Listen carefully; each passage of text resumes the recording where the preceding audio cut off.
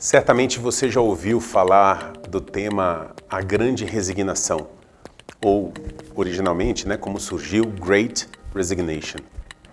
Recentemente foi publicado um artigo na revista Harvard Business Review, que foi um artigo que alcançou a mídia mundial e a mídia especializada e que fala de um novo fenômeno que para alguns mudou o paradigma do trabalho, que eles chamaram de a grande resignação ou Great Resignation. E o que é isso? É um fenômeno presente não somente nos Estados Unidos, mas de uma forma geral no mundo todo, e que envolve majoritariamente millennials e geração Y, que é o fenômeno desses jovens que abandonam as suas empresas, abandonam os seus trabalhos, abandonam, portanto, a condição de empregado, mesmo por vezes sem ter nenhuma colocação em vista, mesmo por vezes sem ter nenhuma perspectiva no horizonte. Eles simplesmente saem daquela organização porque entendem que ali eles não encontraram, não estão encontrando o que buscaram quando se associaram a ela.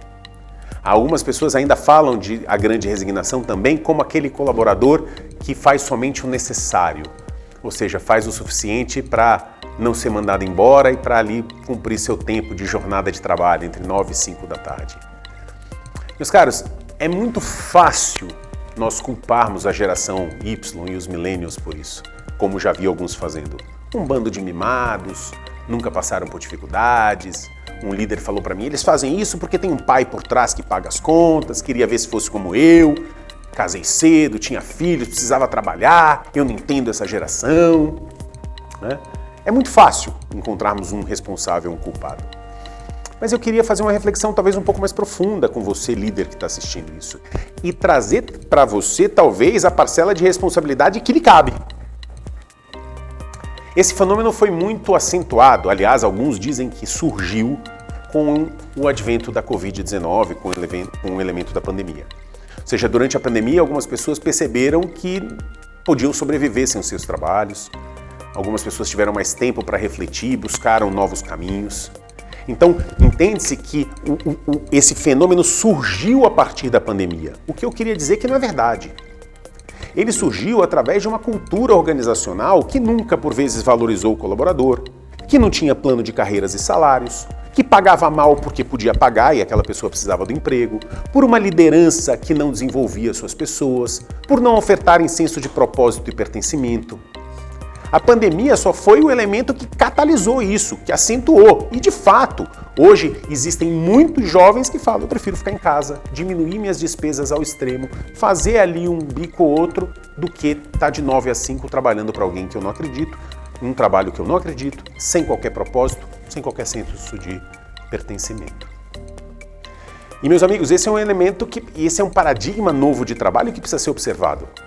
Porque, principalmente para as grandes organizações, nós precisamos de talentos, nós precisamos de jovens, nós precisamos dessas pessoas compondo o nosso quadro, compondo a nossa equipe, compondo os nossos times. E a questão é como ofertar para eles uma perspectiva melhor de trabalho do que foi ofertada até agora. John Crafts, que é um professor da NIU, que é a Universidade de Nova York, é um profundo estudioso sobre o tema.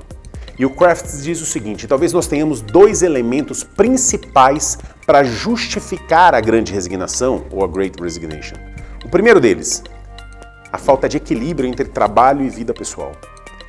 Ou seja, alguns jovens dizem o seguinte, ao contrário dos meus pais, eu não estou disposto a sacrificar tudo em nome do trabalho. O trabalho é um dos elementos que compõem a minha vida, absolutamente importante, mas tem família, tem lazer, tem estudo, tem atividade física, tem saúde emocional e mental, e a empresa não me oferta a possibilidade de me desenvolver nesses outros papéis. E, portanto, eu não estou disposto a sacrificar todos os outros papéis em função do trabalho. Como muitos da geração X fizeram, meu pai, por exemplo. Um outro elemento, além dessa questão do equilíbrio, é a ausência de pertencimento e propósito.